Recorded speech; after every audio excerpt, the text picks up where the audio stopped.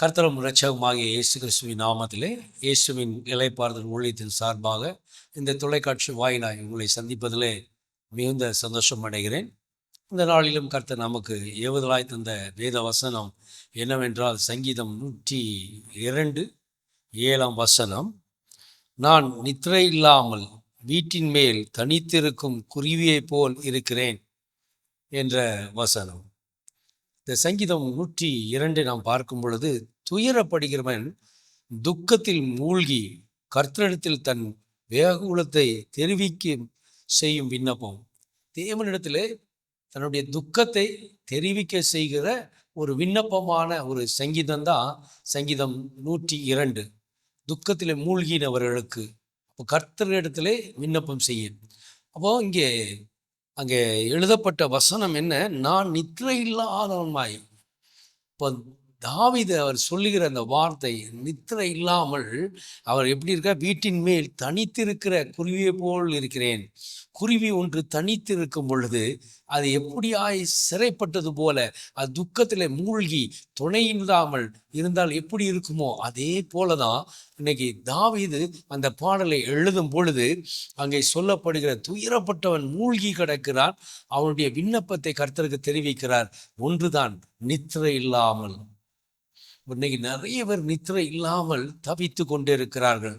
பாருங்க, அதற்காக மதுபானத்தினால் அடிமைப்பட்டவர்கள், தூக்க மாத்திரைகளை பயன்படுத்தி தங்கள் தூக்கத்தை வரவழைக்கிறவர்கள், இப்படி ஏதோ ஒன்று இல்லையா, தூக்கம் இல்லாமல் இருப்பதினால தன் சரீரம் சோர்வடைந்து பலன் அற்று போய் அவர்கள் நிற்பது கூட பலனற்று போய் நிற்கிற அநேக ஜனங்களை நாம் பார்க்குறோம். தூக்கம் இல்லை, எங்களால் தூங்க முடியல. அப்போ ஒரு மனிதனுடைய தூக்கம், நித்திரை வராமல் போய்விட்டால் அவனுடைய சரீரம் முற்றிலுமாய் சோர்வடைந்து போய்விடும். அப்போ அவன் தனித்து விடப்பட்டவனாய் காணப்பட்டு விடுவான். அவனால் எழுந்து எந்த காரியம் செய்ய முடியாது. இந்த நித்திரை ஏன் ஒரு மனிதனுக்கு வர முடியாமல் போகிறது அப்படி என்று பார்த்தோம்னா, பிசாசானவன் அவனை பல விதத்திலே குழப்பி இன்னைக்கு இந்த வாழ்கிற இந்த நாட்களிலே நிறைய ஜனங்கள் நெருக்கப்பட்டு கொண்டு இருக்கிறார்கள். கடன் தொல்லை, குடும்பத்தினுடைய சமாதான குலைச்சல்கள், குடும்பத்தினுடைய இன்னல்கள், இல்லை நெருக்கங்கள், அடுத்தது என்ன செய்வது என்று அறியாமல் புரியாமல் கலங்கி போயிருக்கிற குடும்பங்கள் நாம் பார்க்குறோம். அதனாலேயே அநேகருக்கு நித்திரை வருவதில்லை. பல காரியங்களை யோசித்து தன் சரீரம் சோர்வடைந்து போகும். ஆனால் அவர்களுக்கு அந்த நித்திரை இல்லாததுனால இன்னும் அந்த மன அழுத்தத்துக்கும் மன உளைச்சலுக்கும் ஆளாகி விடுகிறார்கள். அப்படி மன உளைச்சலுக்கு ஆனானவர்கள் தங்களுடைய நிலை என்ன என்று புரியாமல் இருப்பார்கள். அப்படி இருக்கிற யாவரும் தேவனிடத்திலே விண்ணப்பம் செய்து அவரிடத்திலே வேண்டிக் கொள்ள வேண்டும். கர்த்தர் சொல்லுகிறார், சங்கீதம் 127 நாம் வாசிக்கும் பொழுது, தனக்கு பிரியமானவனுக்கு நித்திரை அளிக்கிறேன் என்று வேதம் சொல்லுகிறது. அப்போ அவர் பிரியமா இருந்தா பொழுதும், அவரிடத்திலே நாம் பிரியமா இருந்தோமானால் அவர் நித்திரையே அளிக்கிறார். இன்னைக்கு பாருங்க, அநேக வஞ்சிக்கிற ஆவியினாலும் பொல்லாத கிரியைகளினாலும் ஒரு மனிதனை விலை செய்வதற்காக அநேகர் தூக்கம் இல்லாமல் நித்திரை வராதபடி அவர்களை தொந்தரவு செய்கிறதை நான் அறிந்திருக்கிறேன்.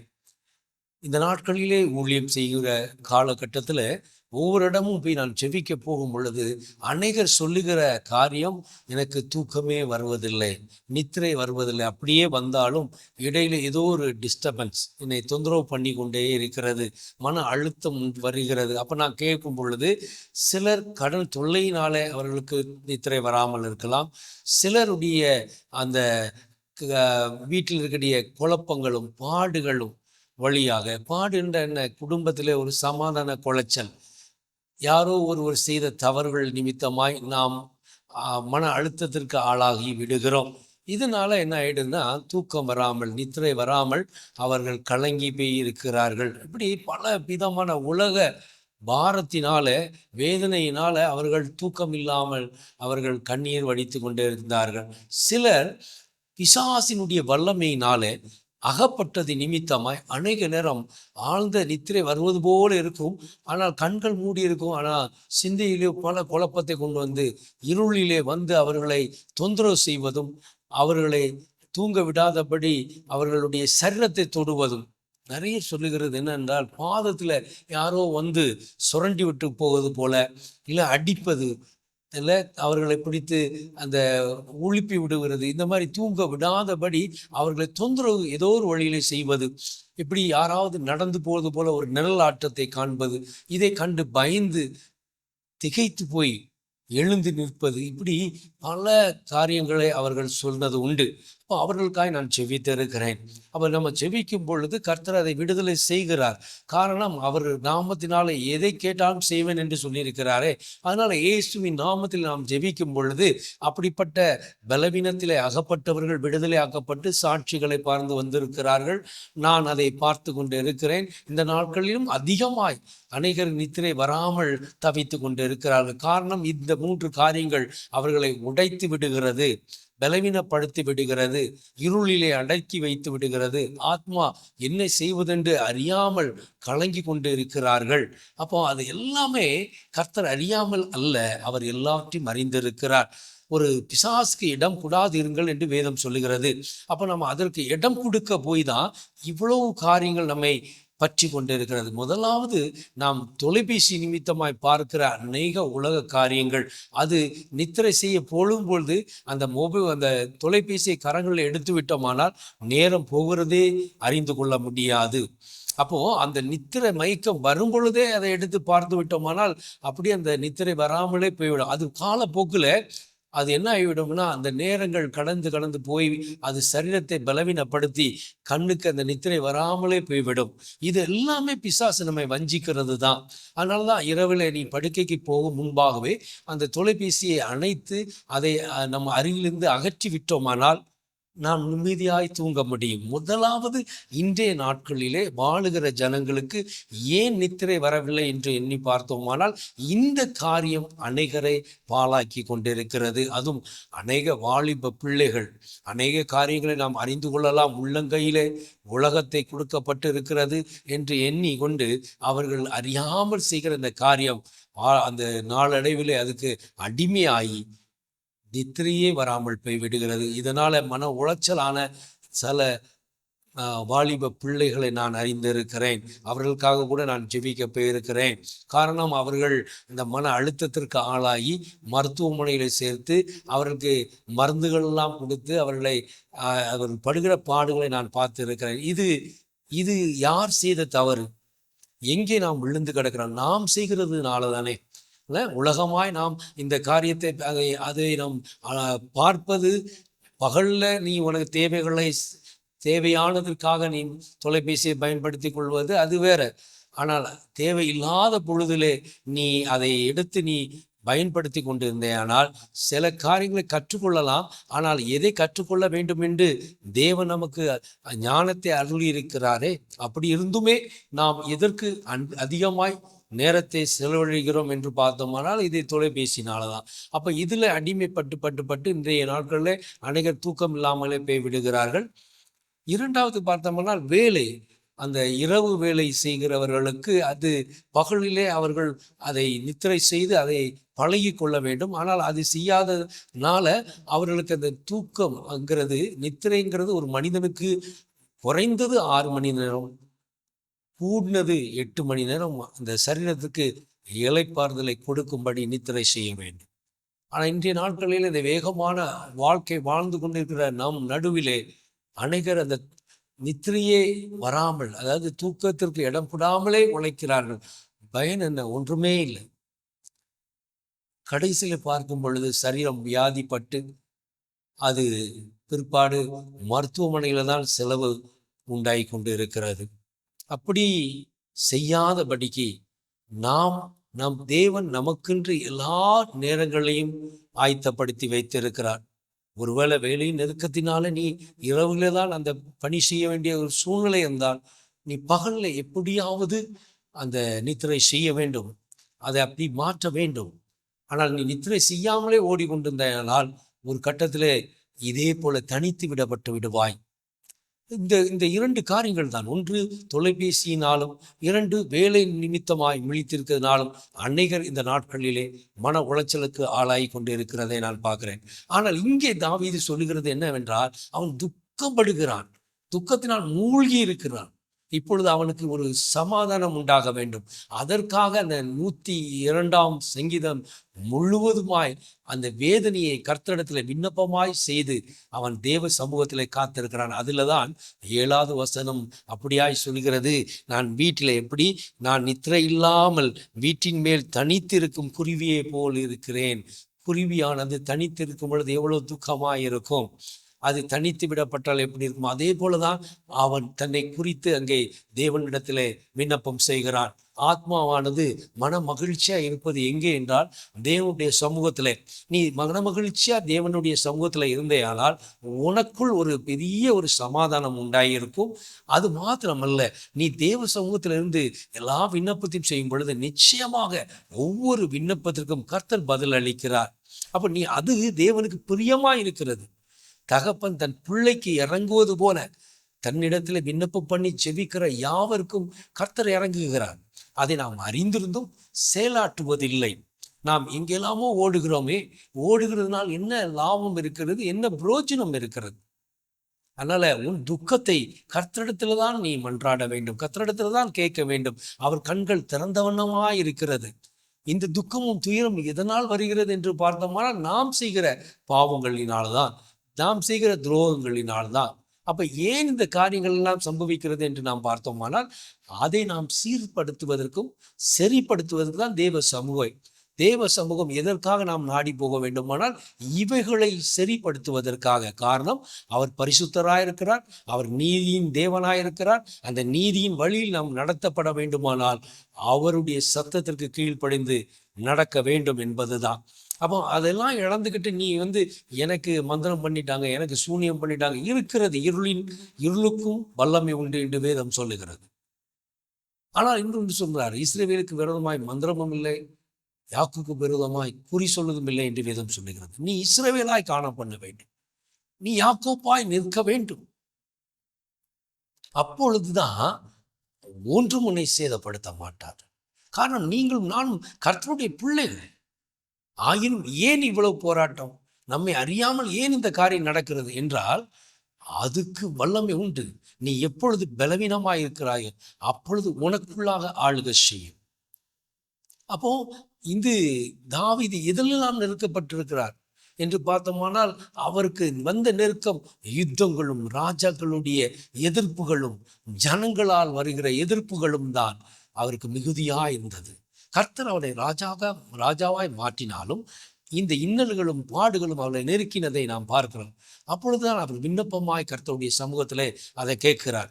காரணம், அவருக்கு நித்திரை இல்லாத தனிமையை அவர் ஃபுல்லாக அதை புரிந்து கொண்டதுனால, அவருடைய வாழ்க்கை இப்படியாய் வனாந்தரம் போல் காணப்படுகிறதே என்று அவர் புரிந்ததுனால அவர் கர்த்தர் சமூகம்தான் நமக்கு விடுதலை கொடுக்க முடியும் என்பதை அறிந்து விண்ணப்பம் செய்தார். இன்னைக்கு நம்ம எப்படி இருக்கிறோம்? நம்மளால ஒருவர் அந்த ஒரு இரவு நேரங்களில கூட அந்த தொலைபேசியை தனித்து வைப்ப நம்மளால் கூடாத ஒரு சூழ்நிலையில இன்னைக்கு வாழ்ந்து கொண்டு இருக்கிறோம். அங்கேயும் அவனுக்கு ஜனங்களாது எதிர்ப்பு, நெருக்கம், அந்த துயரங்களை எண்ணி அவனுக்கு நித்திரை வராது தனித்து காணப்பட்டான். தன் சொந்த மகனே அவனுக்கு விரோதமாய் எழும்பி வருகிறது, அவனை கொலை செய்வதற்கு வகை தேடுகிறது. சவுலின் நிமித்தமாய் எத்தனையோ முறை போராடி கொண்டிருந்தான். அவர் எத்தனையோ முறை கொலை செய்வதற்கு எப்படியாவது தாவீதை கொன்று போட வேண்டும் என்று வகை தேடினான். யுத்தம் பண்ணுவதற்காகவும் அவனை சிறைப்பிடிப்பதற்காகவும் வகை தேடினான். இப்படியாக அவன் ஒரு பக்கம் ஓடினி கொண்டிருந்தாலும் ஒரு பக்கம் கர்த்தர் அவனை ஜெயத்தை கொடுத்து உயர்த்தி கொண்டிருந்ததை வேதத்திலே நாம் பார்க்கிறோம். அப்போ அப்படிப்பட்ட தேவன் நம்மோடு கூட இருக்கிறார். அப்போ நாம் விண்ணப்பம் செய்ய வேண்டும், ஜெபிக்க வேண்டும். அப்போ இந்த தொலைபேசி நிமித்தமாய் நித்திரை வராமல் இருப்பதற்கு கர்த்தரா காரணம்? அது நாம் செய்கிற காரியங்கள் தான். அதுதான் நமக்கு விரோதமாகும், நமக்கு போராட்டமாய் வந்து ஒரு கட்டத்தில் மன அழுத்தத்துக்கு ஆளாய் விடுகிறோம். இரண்டாவது, நாம் செய்கிற வேலை. அப்போ அந்த வேலை அப்படியா இருந்தால், இரவுல தான் நீ வேலை செய்கிறாய் என்றால் பகலில் எப்படியாவது நித்திரை செய்வதற்கு ஆயத்தமாய் இருக்க வேண்டும். அப்படி நீ நித்திரை செய்யும் பொழுதுதான் கர்த்தர் நமக்கு வேண்டிய சமாதானத்தையும் சந்தோஷத்தையும் தருவார். அப்போ வெகுலப்படுகிறாய், துக்கத்தினால் மூழ்கி கிடக்கிறாய் என்றால் நீ தேவ சமூகத்திலே காத்திருக்கும் பொழுதுதான் கர்த்தர் அவருக்கு பிரியமானவருக்கு நித்திரை அளிக்கிறேன் என்ற வார்த்தை நம் வாழ்விலே நிறைவேற்றப்படும். ஒரு சகோதரன் எனக்கு அறிந்திருந்தேன். அவர் ஒரு 7 வருடமாய் தூங்காமல் ஈரோடு பட்டணத்தில் ஜெபிப்பதற்காக வந்திருந்தார். அப்பொழுது அவரை பார்க்கும் பொழுது எலும்பும் தோளும் வெறும் கண்கள் மட்டுமே வெளியே காணப்பட்டது. காரணம், ஒரு மனிதன் தூங்காமல் இருந்தால் அவன் உறுப்புகள் எல்லாம் செயலிழந்து போய்விடும். சரீரமோ எலும்பும் தோளுமாய் காணப்பட்டது. அந்த பலவீனத்தினால அவன் என்ன செய்வது என்று அறியாமல் திகைத்து கொண்டிருந்ததை நாங்கள் பார்க்கிறோம். அப்படிப்பட்ட தேவன், அப்படி அந்த தேவனை தேடி அவர் வந்தார். அப்போ அந்த மனிதனுக்காக நான் ஜெபிக்கும் பொழுது இயேசு கிறிஸ்து உண்மையாகவே அவருக்கு விடுதலை கொடுத்தார். அதற்கு பிறகு அவர் சொன்ன சாட்சி, அன்றைய தினத்திலிருந்து இரவு தூக்கத்தை நான் கண்டேன் என்று. பாருங்க, கர்த்தர் எவ்வளவு நல்லவர். 7 வருடம் தூங்க முடியாமல் தவித்து கொண்டிருந்த அந்த மகனுடைய வாழ்க்கையில கர்த்தர் நித்திரை கொடுத்தார்.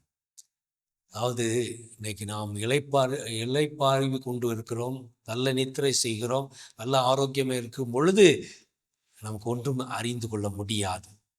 பாடுகள் என்பது புரிந்து கொள்ள முடியாது.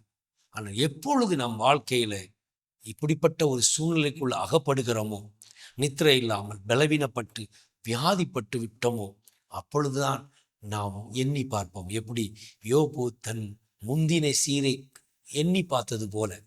யோபு 29ஆம் அதிகாரத்தை நீ வாசித்தே ஆனால் அங்கே அவர் சொல்வார்,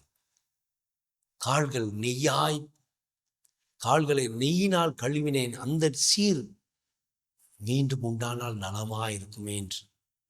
முன் சீரை குறித்து அவர் எண்ணி, முன் நாட்களிலே அவர் எப்படி ஐஸ்வர்யமாக வாழ்ந்தோம் என்று எங்கே எந்த சூழ்நிலை எண்ணிக்கொண்டு இருக்கிறார் என்று பார்த்தோமானால், சாம்பலில் உட்கார்ந்து கொண்டு சிரட்டையினால் பற்களை சுரண்டி கொண்டிருக்கும் பொழுது தான் வாழ்ந்த அந்த வாழ்க்கையை எண்ணி பார்க்கிறார். கால்களை நெய்யினால் கழுவினார், மலையிலிருந்து எண்ணெய்களை கொண்டு வந்தார்கள். அப்படி ஒரு ஐஸ்வர்யமானாய் வாழ்ந்த அந்த மகன் இன்று அவன் சிரட்டை வைத்து சுரண்டி கொண்டிருக்கிறான். அப்பொழுதுதான் அந்த நற்சீரை, முந்தின சீரை எண்ணி பார்க்கிறார்.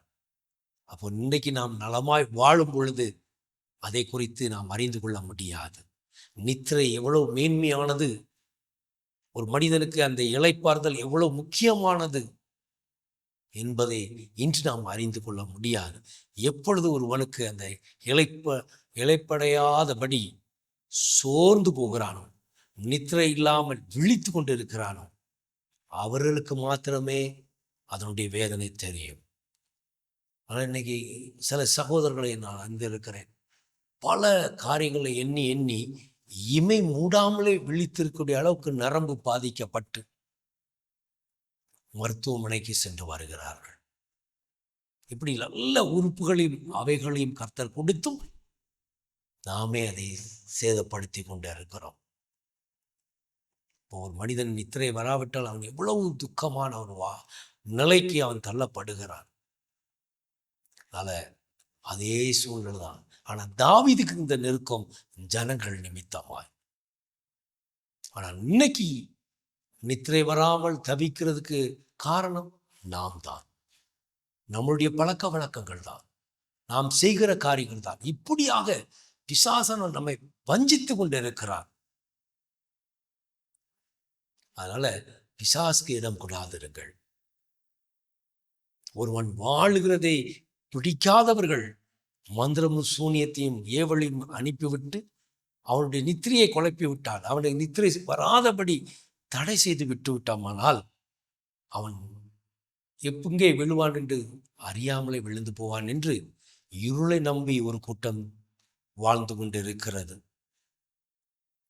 ஆனால் எவர்கள் பாதிக்கப்பட்டார்களோ அவர்கள் தேவ சமூகத்திலே தன்னுடைய துயரத்தை, சங்கீதம் 102ஆம் சங்கீதத்திலே எப்படி தாவீது விண்ணப்பம் செய்து ஜெபித்தாரோ அதே போல நாம் விண்ணப்பம் பண்ணி ஜெபித்தோமானால்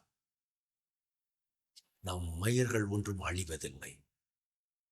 யார் எது செய்தாலும் ஒன்றும் உன்னை சேதப்படுத்த மாட்டார். கர்த்தர் அவருக்கு பிரியமானவருக்கு நித்திரை அளிக்கிறார். உன்னை ஒருபோதும் தனித்து விட மாட்டார். அவர் உன்னோடு கூட இருப்பார். உன்னை கைவிட மாட்டார். உன்னை வழி நடத்துவார். எனவே இந்த 7ஆம் வசனத்துல தாவீது நித்திரை இல்லாத அந்த வீட்டின் மேல் இருக்கிற தனித்து விடப்பட்ட குருவியை குறித்து தனக்கு ஒப்பாக கர்த்தரிடத்தில் மன்றாடுகிறதை பார்க்கிறோம். இந்த சூழ்நிலை மாற வேண்டும்.